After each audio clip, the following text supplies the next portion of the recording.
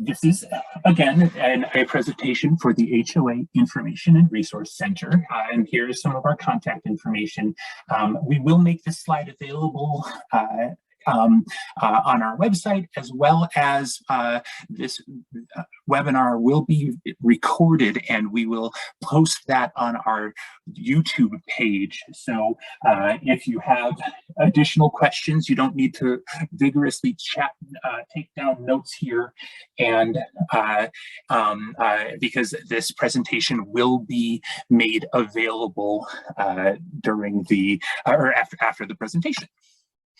So, as I mentioned, my name is David Donnelly. I am the HOA Information Officer. I've been in the role of the HOA Information Officer for approximately 4 months, and I'm very excited to be with you here today. And joining with me, as I said earlier, is Amanda Lopez, the HOA Information Support Specialist. Amanda is a very important member of this division and this program, and I'm very happy that she can join us here today as well. Of course, any of you that have joined us for previous webinars, you probably know this all too well, but this information is only being provided for educational purposes and is not, nor should it be, construed as legal advice. As many of you very well know, there are many complicated intricacies to HOA law, to association law here in the state of Colorado, and any legal questions should certainly be directed to a qualified and licensed real estate attorney in the state of Colorado. The HOA Information and Resource Center is about 11 years old here, and I always like giving a little bit of background just as a refresher. Those of you that have reached out to either Amanda or I in the past know many of these issues, but primarily I'd like to focus on what the HOA Information Center does not do. We are not a regulatory program, and we do not mediate or arbitrate disputes between homeowners and boards, nor do we act as an advocate, and therefore we do not provide legal advice. Since we are not a regulatory program, we do not have the authority to assess fines or penalties. And finally, we do not enforce an HOA's failure to register, although we will talk about that. And I'm also excited to mention that in the coming month here, we will be providing a HOA forum specifically on the HOA registration process. So board members, community managers that have joined us today, please keep your ear to the ground for an upcoming announcement for that towards the end of August. If you have upcoming questions about renewals or initial registration and the like regarding the HOA registration process with the Division of Real Estate.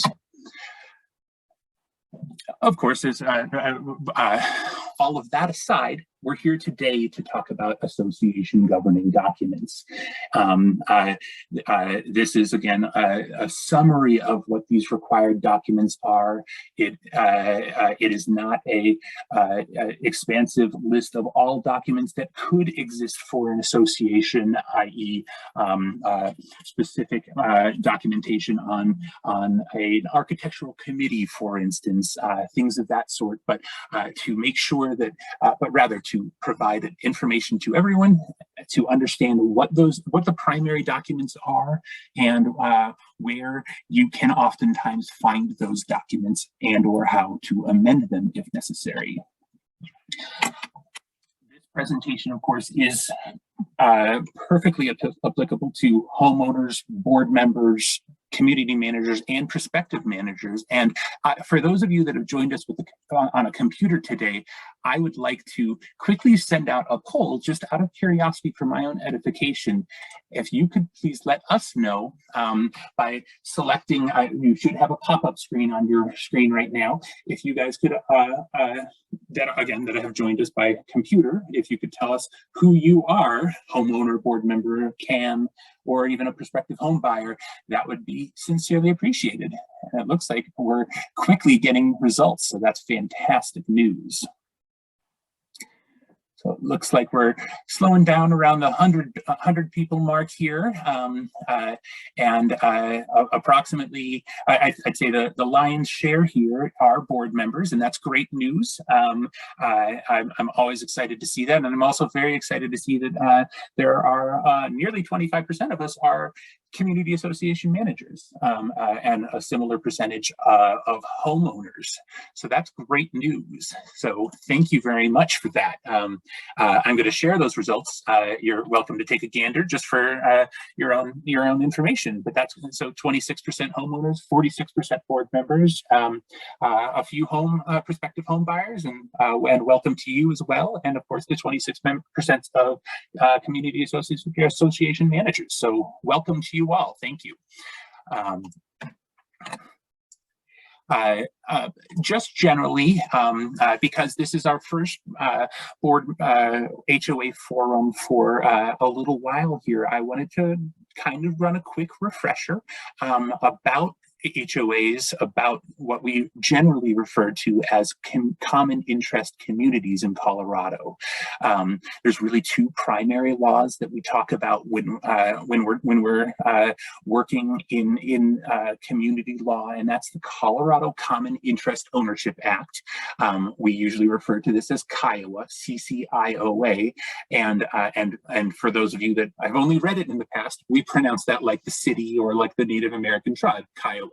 I know that when I first entered into this into the world of this, I had no idea what people were talking about when people were throwing out the word Kiowa, and I was searching for it by searching for the name of the city, and of course found nothing related to association law there. So let's eliminate that confusion, always being able to go forward.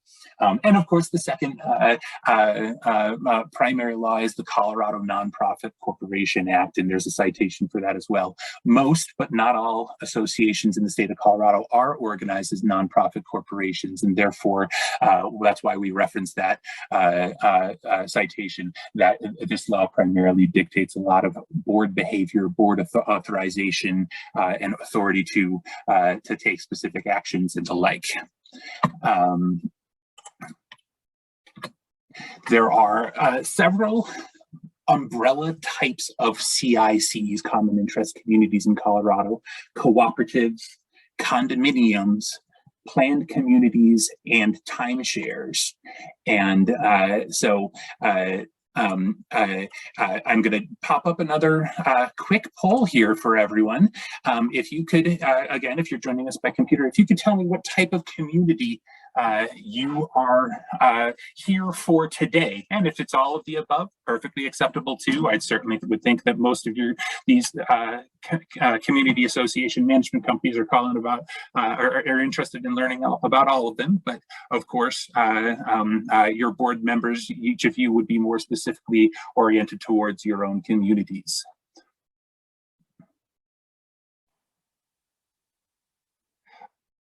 Dana, I see a question from you here, and yes, we will be sharing these slides after the meeting, and we are going to, Margaret, we're going to touch base on HB 221137 with respects to the responsible governance policies. Most certainly, yes, a little bit later on in the conversation here. So I'm going to go ahead and close that poll and share some results with everyone, just so that you can see what your fellow attendees are interested in here too. But a pretty good healthy spread across the board. I would say that these percentages are fairly indicative of really the percentages of co-ops, condominiums, and planned communities and timeshares that we see often across the state here. So excellent news there. So of course, we like to talk about the number of associations here in Colorado. At present, we have well over 10,000 different common interest communities that are here in the state of Colorado. And this number is probably a shortfall. In fact, we do not have 100% compliance with registration in the state of Colorado. And so even just the numbers that we have from the end of 2021, which was 10,643 communities. There definitely are many, many more than that in the state of Colorado. We are constantly endeavoring to encourage associations to register, and we also have information out there for new communities as they are being built, whether that's a condominium conversion or a ranch conversion, whatever the case may be. So, but this amounts ultimately to really almost 1 in 2 of every people in Colorado that live in a common interest community. And that's really an astonishingly large number when you get down to it. But let's talk now about the specific types of governing documents that we see here in the state of Colorado. So now to the meat and bones, not after we've gotten through some of the fun stuff. But most importantly, we always start with the Declaration of Covenants, Conditions, and Restrictions. You'll hear a lot of different names for this. A lot of people that will call into my office sometimes don't even, if I refer to it as the Declaration, they don't know what that means, because they, in their community, always refer to it as the CC&Rs or whatever the case may be. But these are really the same document across the board. Every declaration varies from community to community because they are drafted by the developer, what we call in HOA world, the declarant. And the declarant can write many different things into their community documents, and so they really do vary significantly based on the varied needs of the community, as well as the intentions of the actual declarant at the time that it's created. And we'll get to the specific needs of the community when we talk about amendments to the declaration in a short little while here. Excuse me. So next we have the Articles of Incorporation, which is oftentimes, I'll be candid with you all, not a document that comes into play very often here in the state of Colorado, although every one of your communities has in Articles of Incorporation. They are filed with the Colorado Secretary of State, which is a different government agency than the Division of Real Estate. But and there are duties set forth for the board as well as or the community association manager to update that information with the Secretary of State on an annual basis. We call that a periodic report. I'll touch on that briefly in a little while. And then a few more documents that we are going to touch on here today are the bylaws, the governance policies, and the rules and regulations. This might be one of the most important slides of this presentation, and that's a document hierarchy. Now, you will see at the top here, generally, that is an important caveat that you all understand. There are times when Kiowa supersedes certain aspects, and there are other times when Kiowa or for that matter, the Colorado Nonprofit Corporation Act defers to these documents. And so when you board members are looking at the law, you'll oftentimes see language that says something like, notwithstanding the language in the declarations or bylaws, then ... That would be language where that says, no matter what your declarations say, the law, what the preceding, the ... in my example here, will be the controlling language. And other times you'll see language that is deferential to your declarations. A great example that I like to talk to individuals about is if your declaration or your bylaws don't specifically define what a quorum is for your community, then Kiowa will say that it is 20% unless your community is greater than 1,000 units, and then it's 10%. So again, because declarants don't always write complete sets of declarations of covenants and conditions and restrictions, we find situations where the law needs to come in and help define that, because a quorum is necessary for every meeting that takes place, be that an owner meeting or a board meeting. But of course, the quorums are defined differently for an owner meeting versus a board meeting as well. So, at this point, I'd like to take a quick moment and see if anyone has questions so far. Again, kind of referencing to the fact that this is, I feel, is one of the most important types of or aspects to, or most important slides that we're going to be talking about today. If anyone has any questions at this point. And if so, please feel free to shoot those into the chat. I know we spoke about HB 221137 a little bit, and we will share those slides. Let's see, Steph asks, I'd like to know where I can find information on what rights and owners we have, especially if we are not board members. And a lot of those rights, Steph, come from these governing documents. But if there are specific questions that you have with respects to that, I would encourage you to reach out to us and we can discuss some more of the specifics that you're talking about. Annette, you are asking about almost 1 in 2 residents live in condo communities. No, that's not what if I did say that, I apologize. 1 in 2 in Colorado residents live in a common interest community. So that is basically an HOA at large, whether that's a condominium, a co-op, or a planned community. So that's an important distinction there.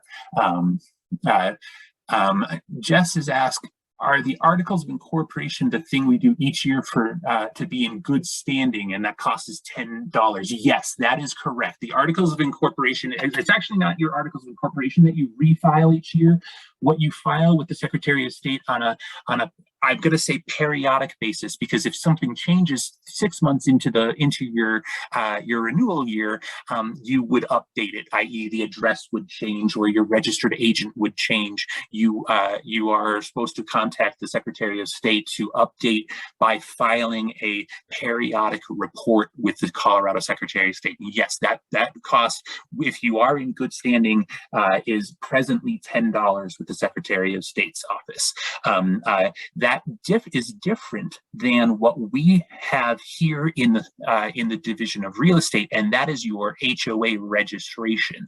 And again, if you would like to learn the nuts and bolts of that, please attend our webinar next month. But the renewal process with the Division of Real Estate, which is located here in the DORA department, is the renewal is $29, and if your association has not been registered with us in the past, it is a $30 initial registration. So still a relatively minor fee, and that renewal is one out of every, or once a year there. But again, if you have changes, let's say your designated contact moves away, or a board member that was identified in the community in your registration moves away, sells their home, whatever the case may be, you can access your filing with us and update that.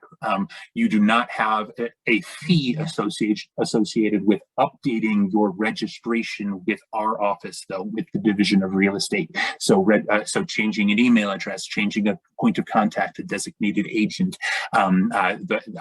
We ask that you do that within, well, as soon as possible is really the standard I'd like to impart upon all of you. And of course, if you're a board member or a community association manager that needs access to that, reaching out directly to me or reaching out directly to Amanda, we are happy to help you get into that account so that you can make the necessary changes. Hey, David, a lot of people are in the chat and they're saying that the audio is, that they can't hear, something's wrong with the audio, but then others are saying that it sounds great. So I'm wondering if there's an issue on their end or if it's I'm wondering. Yes, I'm seeing that there are a lot of kind of differences there across the board here. So some saying yes and some saying no. So I'll be mindful of that, but my suspicion would be that it's probably an internet issue on your end, since it seems like it's going through pretty well for most people here. So, Amanda, are you seeing any other questions that I've skipped over so far? Yeah, we did have a question. Let's see here. Hold on, I'm trying to find it here. Sorry about that. I will scroll all the way down. Wow. Hang on. So many more come in and I'm trying to read them as they come in. Okay, let's see. Oh, why is there an extra fee? From Janet Samples. Why is there an extra fee each time a change is made to the Secretary of State record? Excellent question. And unfortunately, that's out of our wheelhouse. It's just simply that's their policies. Their rulemaking has been established on over at the Secretary of State's office. That each time that a periodic report is filed, that there is that processing fee of $10. But again, we don't have any here in the Division of Real Estate. We do not do anything with fee setting for the other agency, but our office does set our fees each year, and so at present, for the registration fees with the Division of Real Estate are $30 for the initial and $29 for a renewal. We have another question from Kathy. I'm in a pre-Kiowa HOA. Sorry about that. Some other question just came in. Okay, let's see. I'm sorry about that. Okay, I'm in a pre-Kiowa HOA. How will changes in the current laws concerning HOAs requesting assessments versus having a well-stocked reserve budget affect our covenants, which allow us to do assessments? Okay, well, I believe that what you're referring to with the well-stocked reserve budget is a law that did not pass during this current legislative session. So there are no express requirements at present for associations to have a specific amount in reserves or a specific amount that is set aside, whether that's on an annual, quarterly, or yearly basis, into reserves.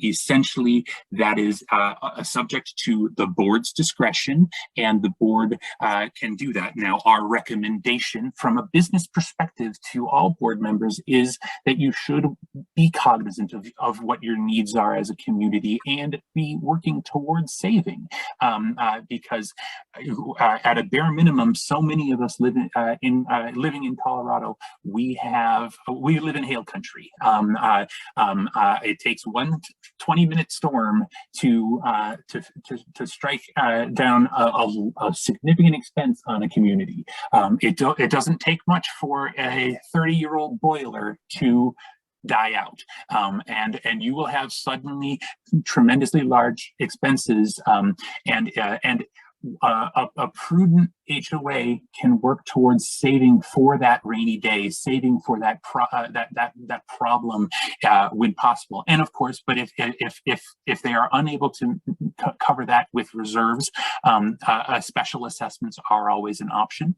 And although not a very loved one amongst the community members, but of course, community board members have a duty to cover the expenses of the community community and continue to provide the services that they those amenities that are set forth in the declaration. To that end, we have a new law in the state of Colorado this year that talks specifically about access to common elements. While I can't tell you definitively, there's going to be some problems if a board comes forth and says, I don't feel like we have enough money this year to open our pool. That could pose a problem for the community, because community members now have a right to those amenities, and there are specific notification procedures in place that say that boards are supposed to follow. And if you have additional questions on that, I would encourage you to visit our legislative update webpage, which was published in mid-June here, where we do summarize both that law as well as several of these other laws.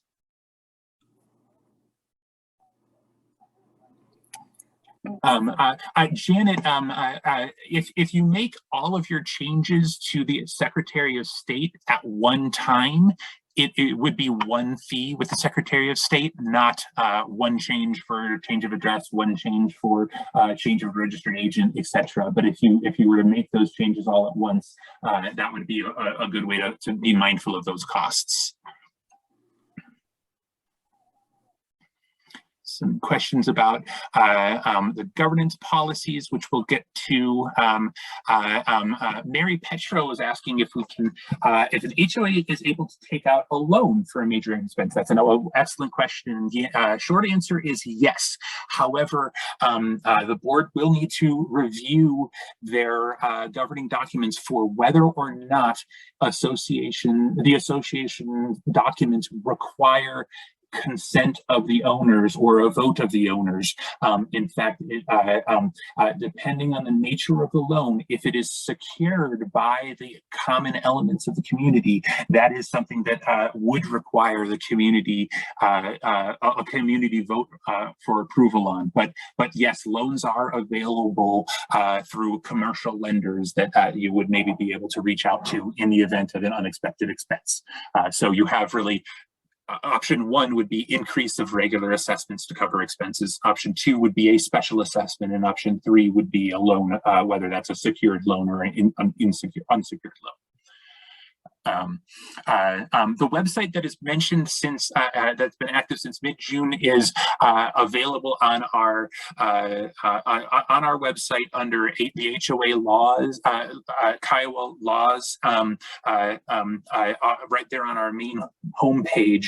I will work on getting you a link, and I can put that link into the chat in just a moment for a direct link to the legislative updates. So bear with me for one moment and I will have that.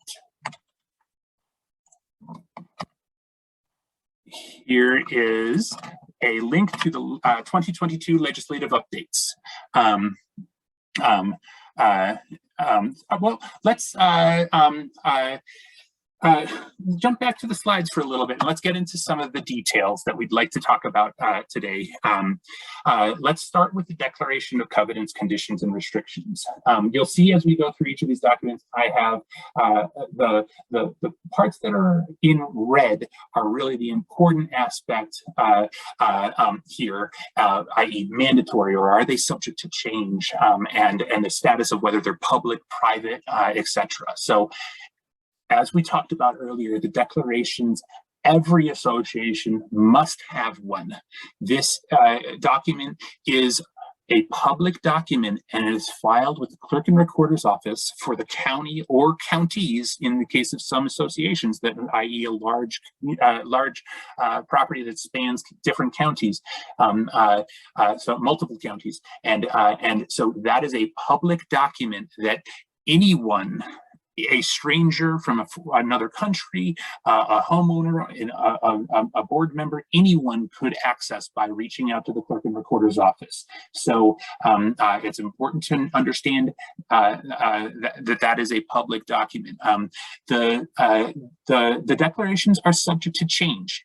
They can be changed very easily by the declarant when a community is still within declarant control.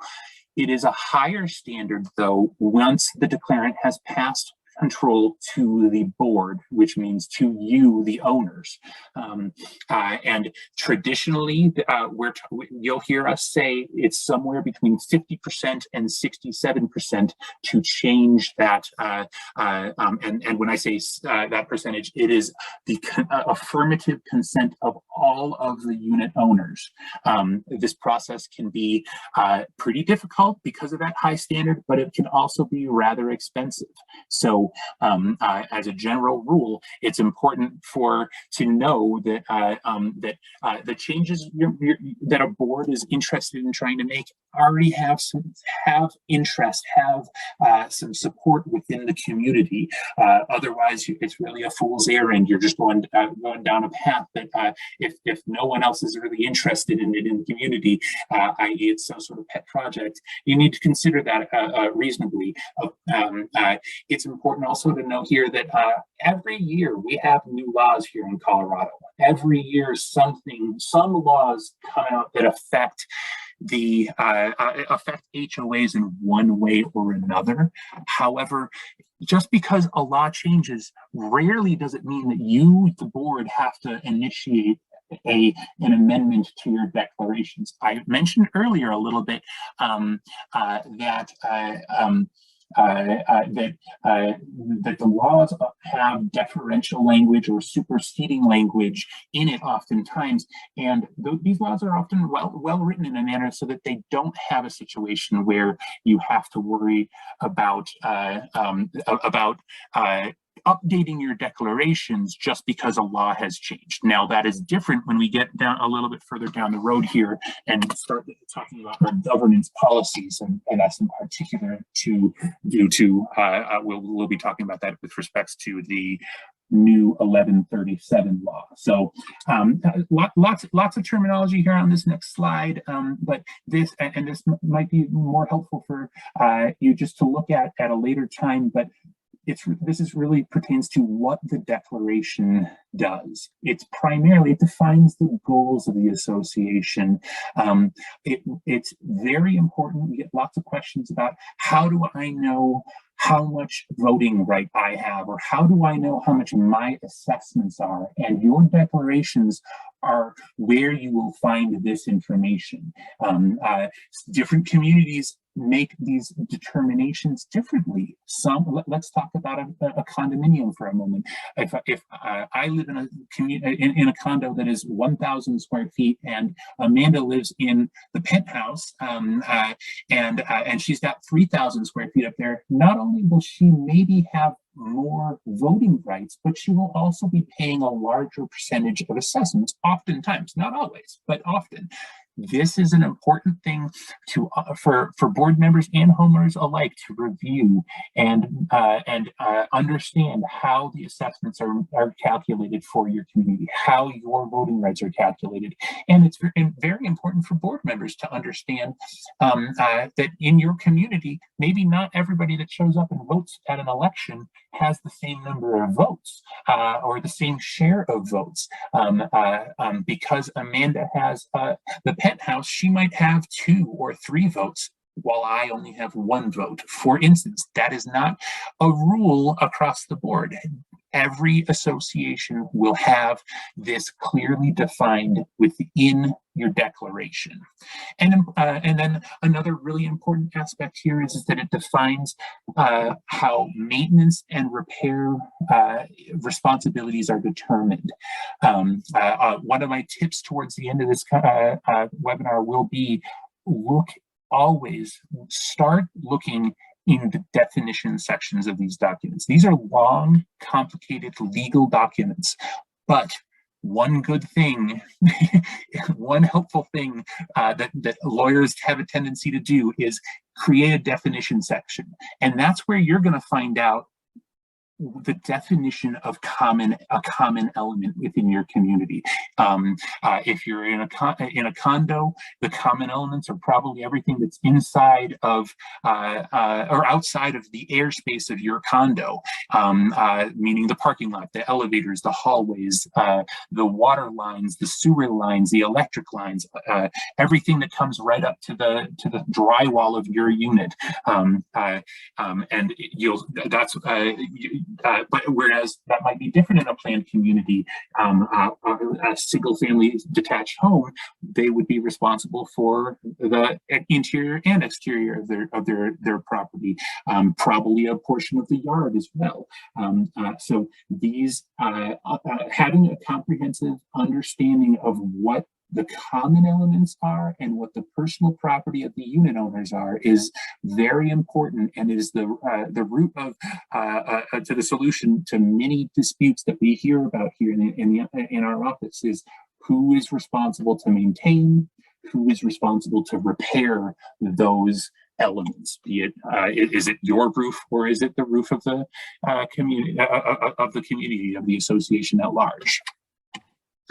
The Articles of Incorporation is the next document I'd like to talk about. Walter, yes, we will provide a copy of this presentation, especially because I tend to be verbose. I put lots of words into my slides, so again, I don't expect everyone to be voraciously taking down notes. So yes, we will make it available. How many, do you know how many or the percentage of owners are needed to change or amend a declaration? Jessa, usually the number is somewhere between 50% and 67% of the community owners would need to affirmatively consent to the change to or an amendment to your declarations. I give you that range because different declarants draft their words, their declarations differently. If your declaration is silent, then the law would come in and say that it's 67%. So that means that if there's 100 units, you need, in this case, 68 votes, because it is more than 67%. We've had a lot of questions just recently coming into the office about the specific percentages, and so that's an important one there. But what if your community debt said you need 95% of the members to affirmatively consent to that? We have a law here in the state of Colorado that says that that is too high of a number and contrary to public policy, and therefore the number automatically by operation of law comes down to 67%. What if your declaration said we only need 25% of the population? Same thing, it moves automatically up to at least 50%. So that's why that I talk about that range, somewhere between 50 and 67% is what is required. But again, you will find that number specifically in your declaration. So take a look there. Again, the Articles of Incorporation are they are a mandatory document. Now, they don't get filed with me. They don't get filed with Amanda. They don't get filed with anyone other than the Colorado Secretary of State. This is an important document to know about, in that it is actually the document that creates your association. Your associations are treated as companies or corporations under Colorado law, and every other state in the United States for that matter. But so it is necessary to file that document. This is not something that a board does. This is something that the declarant does. I want to be clear about that. While it is also possible that a board of directors would subsequently choose to amend this document, it's not common. It happens, in fact, very rarely, but it does happen sometimes, and an amendment would be filed with the Secretary of State as well. Here's also, of course, a quick note about a reminder for board members that at least on an annual basis, that you are required to file that Colorado Secretary of State periodic report. Generally, articles of incorporation really just, they set forth the establishment of the corporation. Very rarely do we find answers to the questions that we have callers calling into our office about in the articles of incorporation. That's just because this document is so general that it rarely says anything pertinent with respect to who's responsible to maintain something, or how much are my assessments, or how do I run an election. None of those questions will be found in your articles of incorporation. This is a formal document, a legal document that it really just exists out there. And again, it's to create and to establish the corporation. Your bylaws, on the other hand, are a much more pertinent document to the day-to-day information and how a board runs its operations. This is a mandatory document. It can be changed. And board members, I want you to know that you can amend almost all the provisions of the bylaws on your own by way of calling a meeting, allowing for community input. It does not require an owner vote, except with a few exceptions. And most notably, one of those exceptions is to change the qualifications of a board member. But if your bylaws say something to the extent of what a quorum is, let's say your quorum is 45%. It's a high number. That means that to have an owner meeting, you would have to have 45% of all your community members there. That's a high standard in order for you to conduct business, like ratification of your budget or hold an election. Your board could hold a meeting, allow community input, and then vote.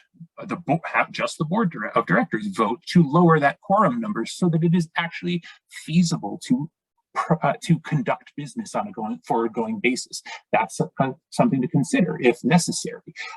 Just as an example, this is a private document. This is also very important for community members to know about, where that means Amanda and I don't have access to it. It is we treat associations as private corporations in Colorado, and just like every other private corporation that operates in Colorado, they have bylaws too on how they operate. This document does not, therefore, need to be filed with the Secretary of State, nor does it have to be filed with the Clerk and Recorder's Office. But, and this is a large exception that board members must understand, they have to be shared with unit owners upon request. Let me be abundantly clear. Again, they have to be shared with unit owners. If you change your bylaws, I would encourage board members to share that change, share that amendment with the community. Many communities have a web portal. They can post it there. They could email a copy and say to everyone, or email a notification, or put a copy, a notification in a newsletter, whatever the case may be. But share with your community members that you've updated the document, if you have updated the document, and make it so that it is readily available for community members, so that they don't have to reach out to you and say, well, what does it say? What does it mean, for instance? Share that information with them so that they know what the day-to-day procedures are, so that they know what the requirements are to be a board member. Maybe I'm a new member resident in your community and I'm interested in serving on the board. Do I have to live in the community, or do I just have to be a current owner in the community? Maybe I'm an investor, but so I live elsewhere and I rent this property. Am I allowed to be on the board or not? What are the procedures for how to run a meeting?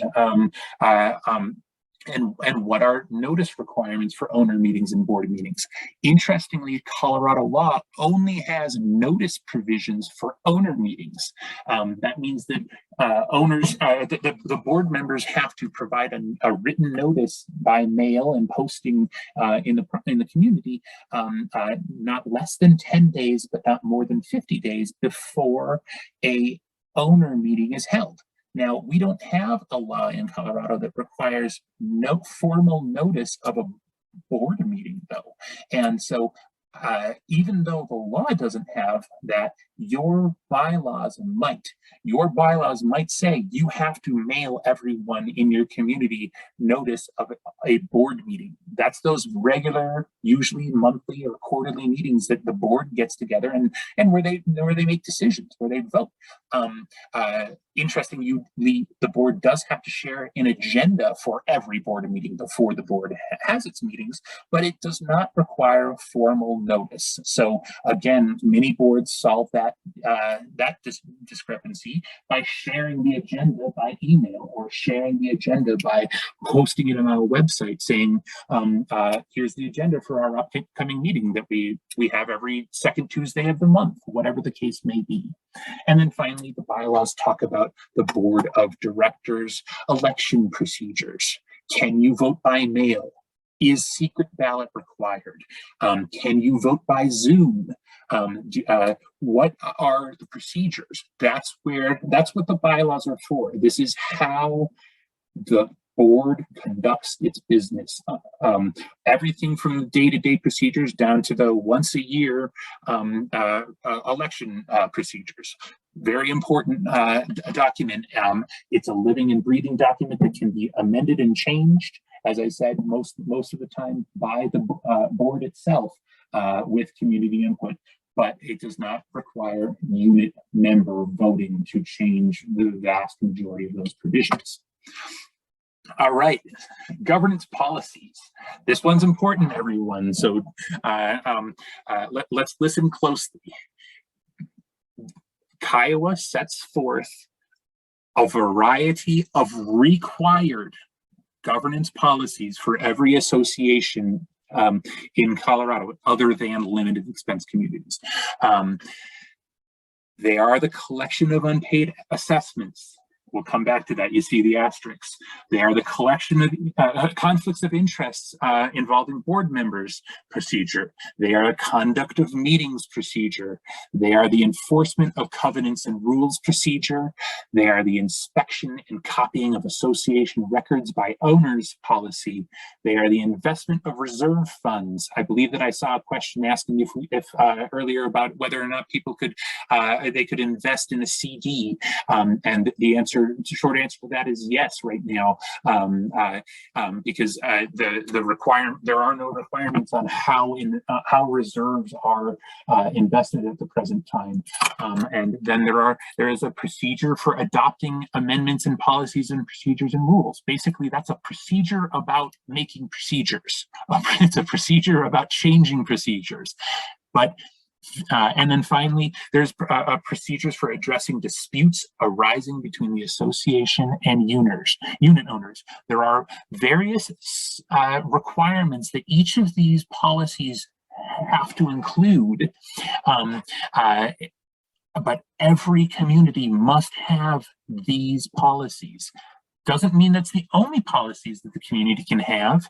They can also have a architectural design review committee. I like communication policies. So that the board and unit owners know how to how communications will happen with the community. I think that that's a great idea, but those are not required.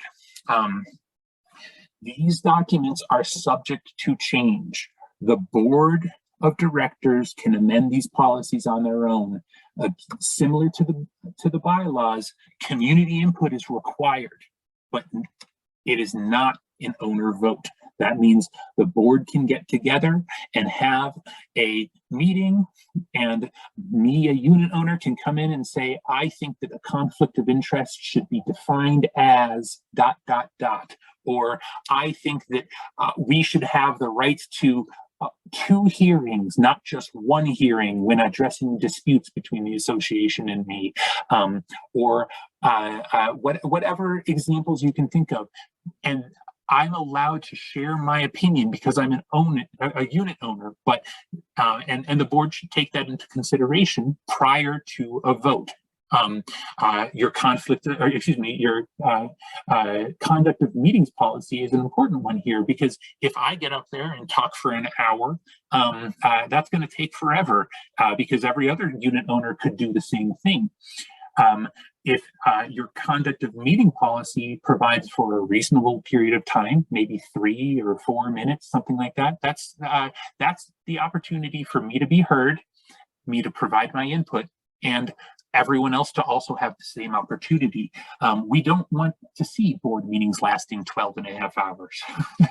That's not going to encourage future participation by the community.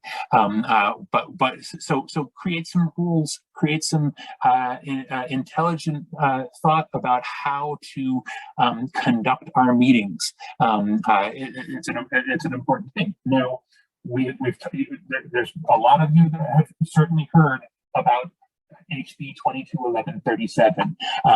Some of you maybe have attended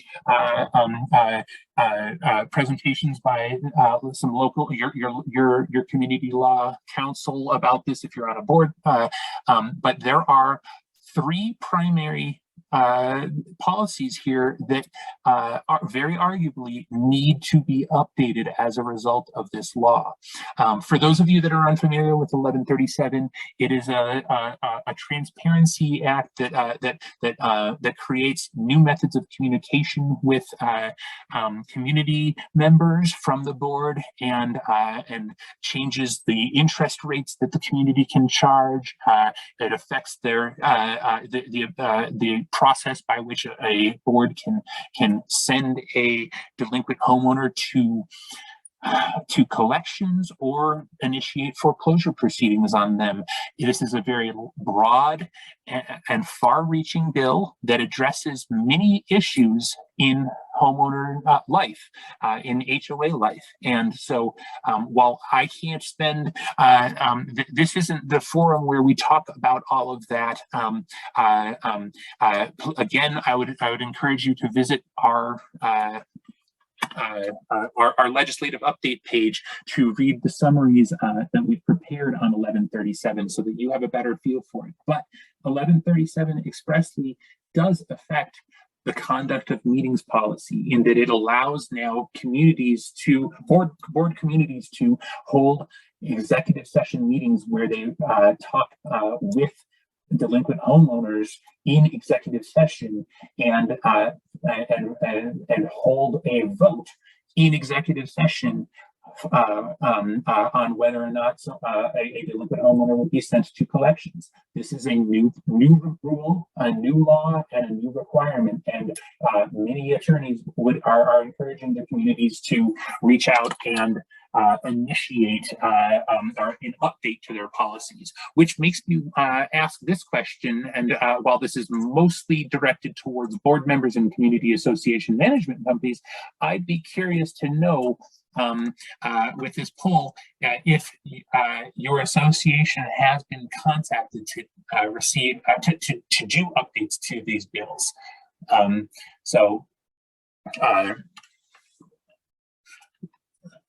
Interesting. So we're seeing around 40% or so of the communities have, or of the attendees have been reached out to, or that their complexes have been reached out to. So so in addition to that conduct of meetings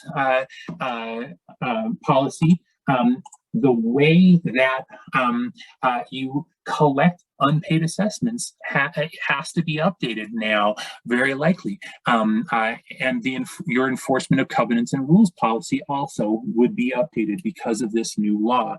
There are various provisions, such as homeowners being allowed to identify a designated contact that can receive notices of delinquency along with them. So if I wanted my brother to also receive these, I am also allowed to identify a designated language. If English is maybe not my native language, I can designate another language that that my notices of delinquency can be conveyed to me in, and so that I can have a better understanding of what that notice of delinquency is, what my rights are, what my obligations are, how I can cure my delinquency, how I can cure a violation. If I have painted my house pink, you need to tell me, board members, how I can fix that.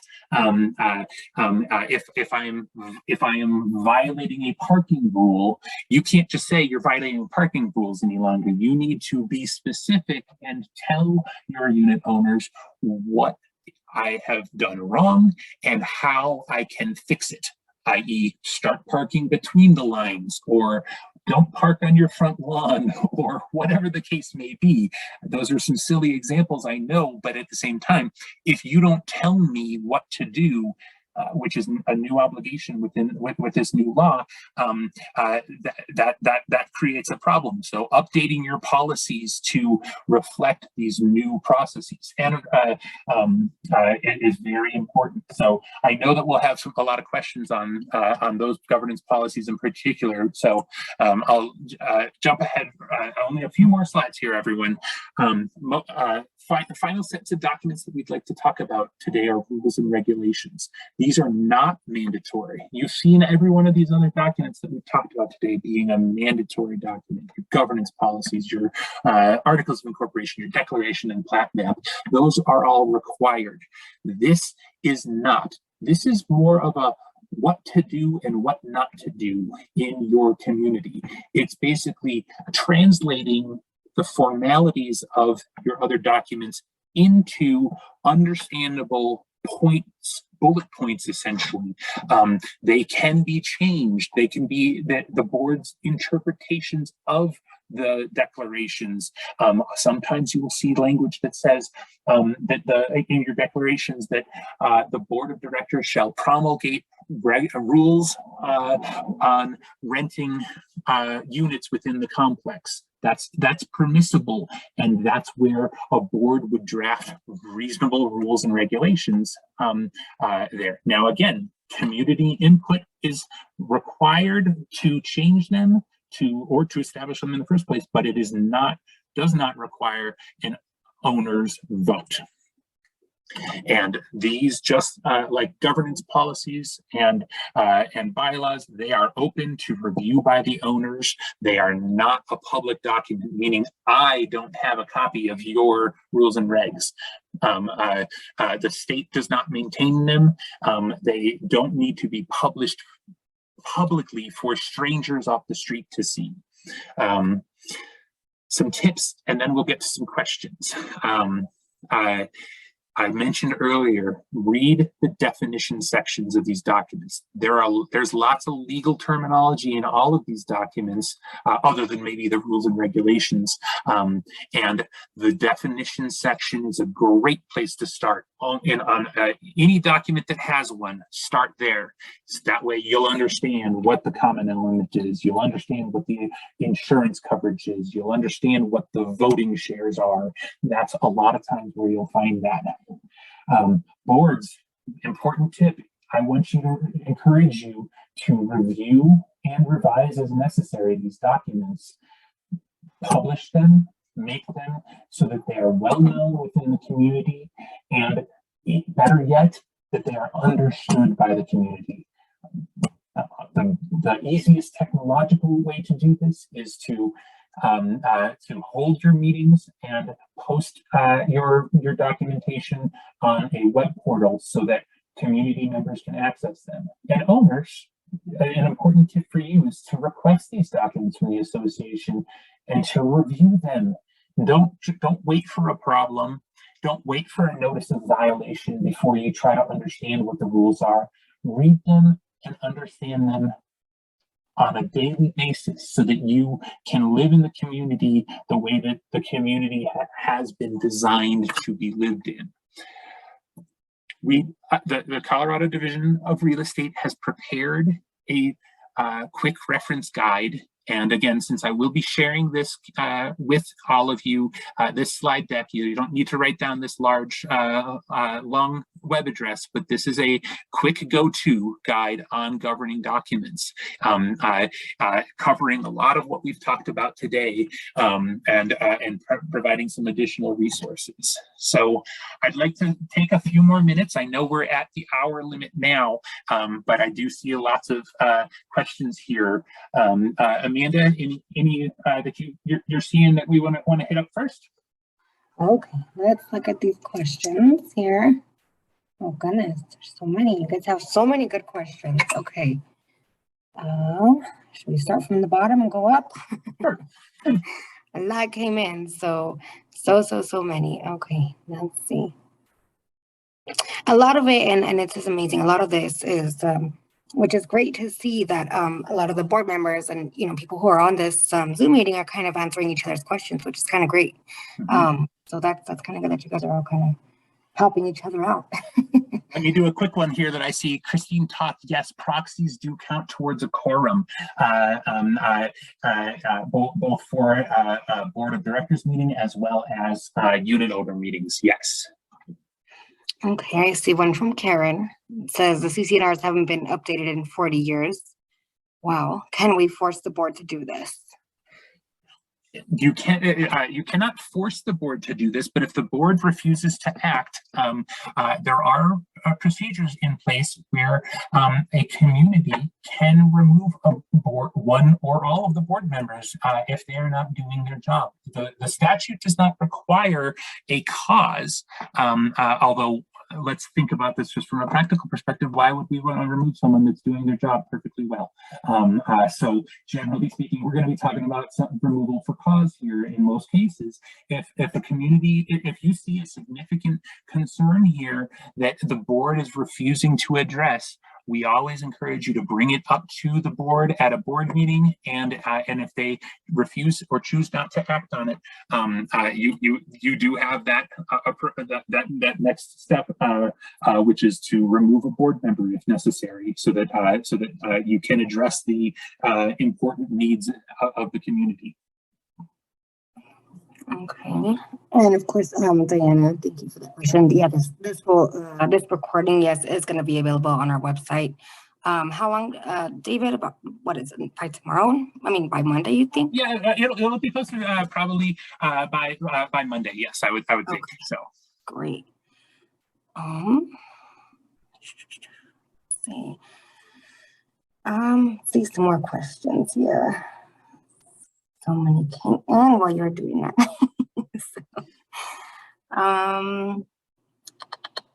Can you post the website from the last slide here for easy access? I'll pop it back up here, but if for anyone that does want to write it down, another method where you might be able to get to it pretty quickly would be if you were simply to use your search engine of choice, be that Google or Bing, and do DORA space DRE for DORA, DRE, and then type in governing documents. So the search parameter would be DORA, DRE, governing documents, and you probably would get to it that way too, as one of the initial hits from your search results. But I'll leave that up for a little bit here. Great. Is there any other questions that you see, David? I mean, skipping. There's so many that came in. A lot of it, again, is just chatting in between board members and homeowners. I'm seeing lots of questions kind of about community management companies. And I think that it's important to point out that community management companies, while they are subject matter experts, they are not legal experts. They serve at the pleasure of a board, and they are there to advise the board on how to do things, follow procedures, and the like. But community managers, oftentimes, when it comes to a legal question, for instance, they they oftentimes will refer that to the council for the community. They are, again, to provide, they're there to provide guidance and some of the do's and don'ts along the way, but ultimately these decisions fall upon the board. So if a community board is not getting good advice from their community manager, or not getting proper effective communication from their community manager, they need to look into that and work that out with their community management company. Different communities have different needs, and community managers across the state are constantly, they're working hard to accommodate each of those different organizations' needs, associations' needs. But boards, it's incumbent upon you to bring that up to them.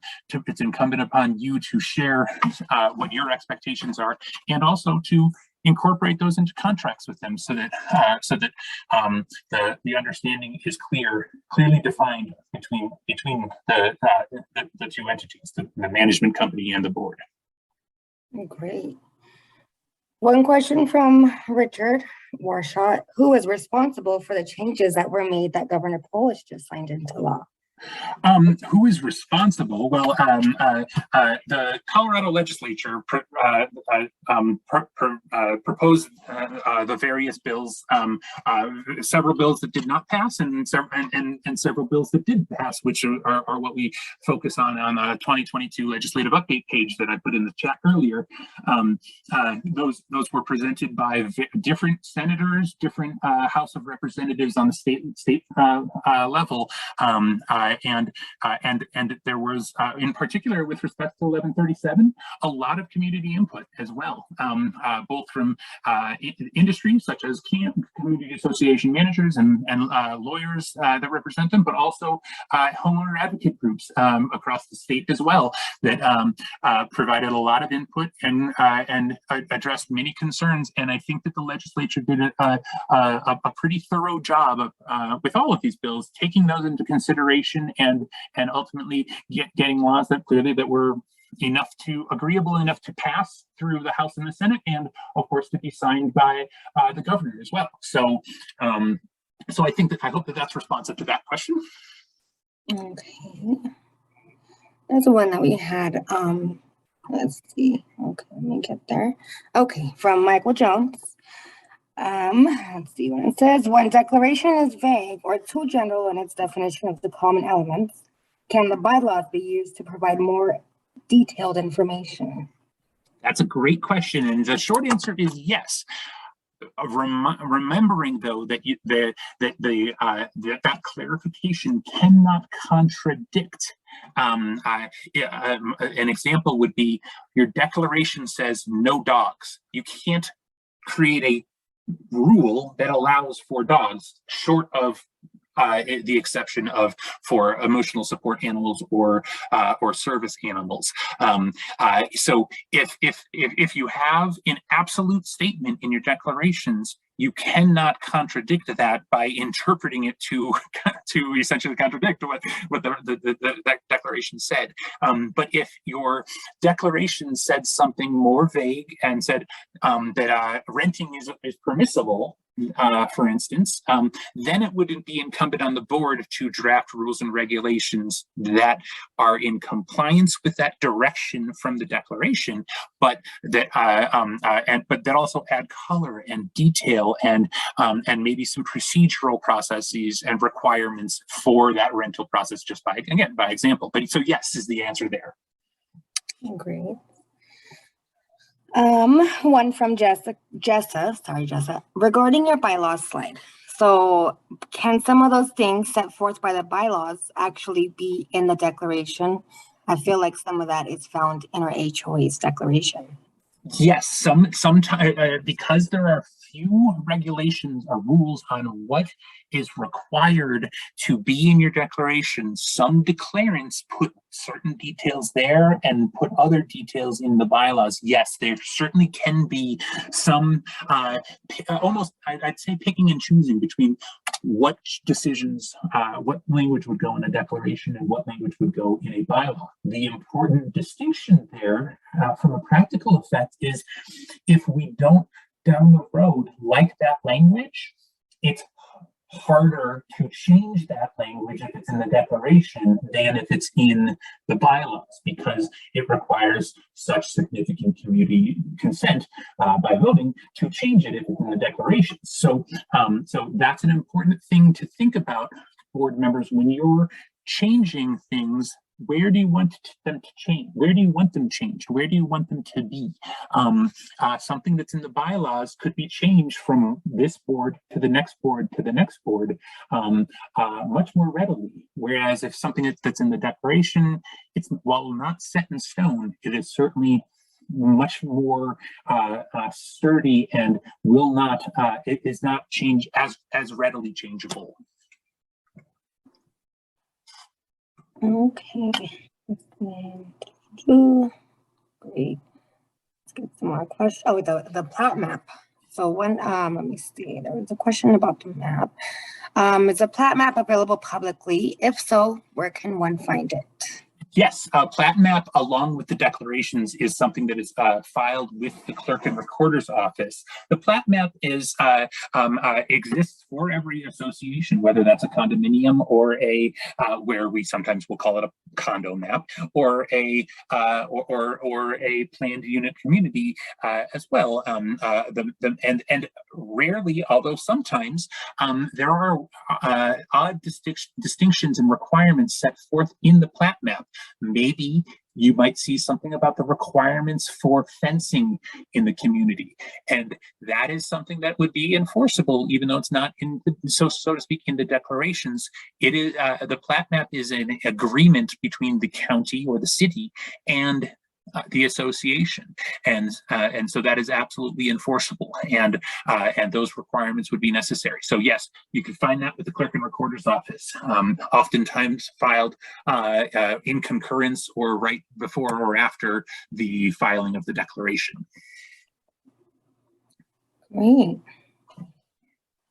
Let's see.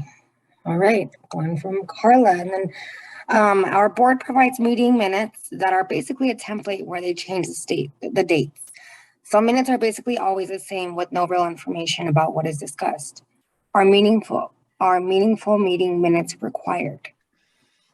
The idea is yes. Meeting minutes do not need to be verbatim every single word that was discussed over the course of the hour-long meeting, but they should be talking about what was discussed, who presented an update on the budget.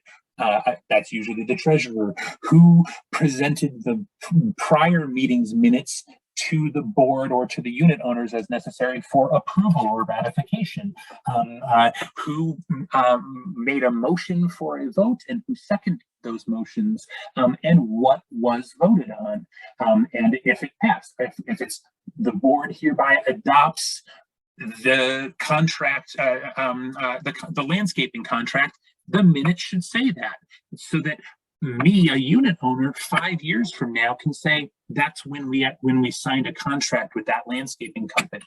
I should be able to reproduce virtually every decision that a board makes in perpetuity since the dawn of the association. Meeting minutes do need to be maintained forever. That means even if your association is 45 years old, in theory, I should be able, as a unit owner or as a board member, I should be able to access those minutes. I know that seems daunting to a lot of board members and community association managers out there right now, but that's the idea.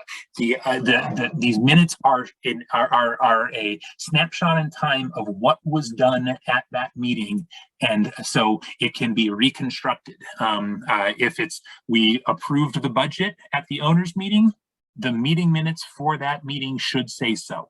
If it's that we adopted a contract for a community association management company, it should say so in those minutes. Traditionally, it's the meeting commenced at such day, such and such board members were here, the president discussed then who we talked about, who we voted, what we voted on, and then that we adjourned the meeting at such and such time. So sure, starting with the template, excellent idea, but fill in the blanks. Give the details so that it can be reconstructed what you did. That's beneficial to the board, it's beneficial to subsequent boards, and it's beneficial to unit owners to know what has been going on within your community. Okay. And those meeting minutes can be saved electronically. Yes, correct? they can. Okay. Good question. Yes.